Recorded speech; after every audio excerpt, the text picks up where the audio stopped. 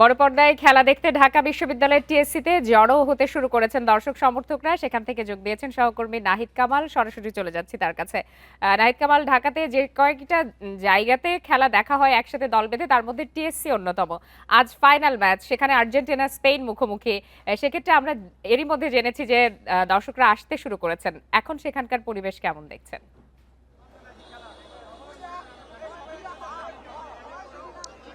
বরাবরই আসলে বাংলাদেশ পুরো বিশ্বের কাছে দেখিয়ে দিয়েছে কতটা বাংলাদেশের মানুষ ফুটবল প্রেমী। আর্জেন্টিনা, ব্রাজিল, স্পেন কিংবা আমি যদি বলি পর্তুগাল বা ফ্রান্সের মতো দলগুলোর যে পরিমাণ দর্শক দেখা গেছে, বিশেষ করে ব্রাজিল আর্জেন্টিনার যে উন্মাদনা, সেটি কিন্তু আসলে বরাবরই প্রমাণ হয়েছে। আজকে বিশ্বকাপের ফাইনাল ঘিরে এরই মধ্যেই রাজধানীর বিভিন্ন পয়েন্টে, বিশেষ করে রাজধানীর যেই সব পয়েন্টগুলো, বিশেষ করে টিএসসি, বনানী এবং উত্তরা সহ ধানমন্ডি সহ বেশ কিছু জায়গায় এরই মধ্যেই খেলার কিন্তু প্রদর্শনীর প্রস্তুতি চলছে। এরই মধ্যেই টিএসসিতে কিন্তু অনেক মানুষ এখানে এসে জড়ো হয়েছেন এবং যারা এখনো আসছেন তারা মূলত ফাইনাল খেলা দেখার জন্য তারা নিজেদেরকে সাজিয়েছেন এবং সেই প্রস্তুতির কথা জানাচ্ছেন। আর্জেন্টিনা দ্বিতীয়বারের মতো শিরোপা নিবে, এই টানা দ্বিতীয়বারের মতো শিরোপা নিবে, এই প্রস্তুতি কথা এবং এই প্রত্যাশার কথা কিন্তু আসলে দর্শকরা বলছেন। এবারের বিশ্বকাপে স্পেনের সাথে আসলে আজকে যে ম্যাচ হতে যাচ্ছে, যদিও নানান প্রেডিকশন সুপার কিউরিটা তার মতো করে করেছে, কিন্তু বিশ্ব মিডিয়াও নানানভাবে তাদের প্রেডিকশনের কথা জানিয়েছে, কিন্তু বাংলাদেশি ভক্তরা এখনো কিন্তু মেসি জাদুতে মত্ত এবং তারা যেটি বলছেন এবারের বিশ্বকাপ মেসির হাতেই যাবে।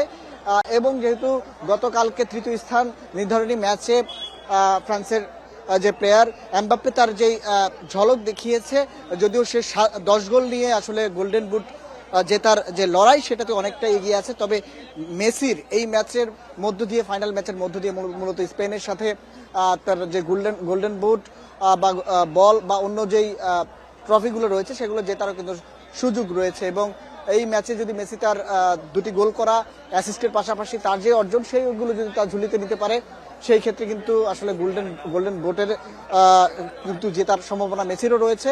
এবং এবারের বিশ্বকাপে টানা দ্বিতীয়বারের মতো সেমিফাইনালে যেরকম খেলা মূলত আর্জেন্টিনা শেষার্ধে দেখিয়েছে কামব্যাক করার যেভাবে, এবং জিতে খেলা একবারে নির্ধারিত সময়ের ঠিক কাছাকাছি সময় খেলা জিতে মাঠ থেকে বিদায় নেওয়ার যেই। নাহিদ, এরই মধ্যে তো আমরা দেখতে পাচ্ছি যে দর্শক সমর্থকরা আসতে শুরু করেছেন। নিশ্চয়ই যারা ফ্যান আছেন তাদের সাথে আপনার কথা হয়েছে, তাদের প্রতিক্রিয়া কেমন দেখেছেন?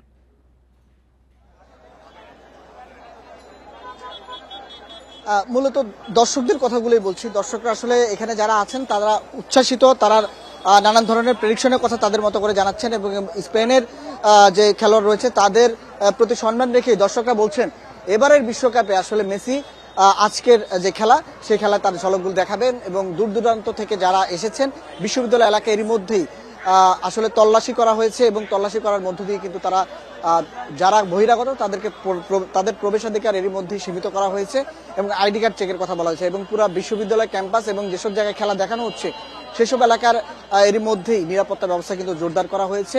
যদিও বৈরী আবহাওয়া এবং বৃষ্টির সম্ভাবনা রয়েছে, সেসব বিষয় মাথায় রেখেই মূলত খেলা প্রদর্শনের আয়োজক যারা আছেন তারা প্রয়োজনীয় দর্শক সমর্থকদের সঙ্গে এই ফাইনাল ম্যাচ বড় পর্দায় উদযাপন করতে পারবেন, এই জন্য আপনাকে আগাম অভিনন্দন। ধন্যবাদ।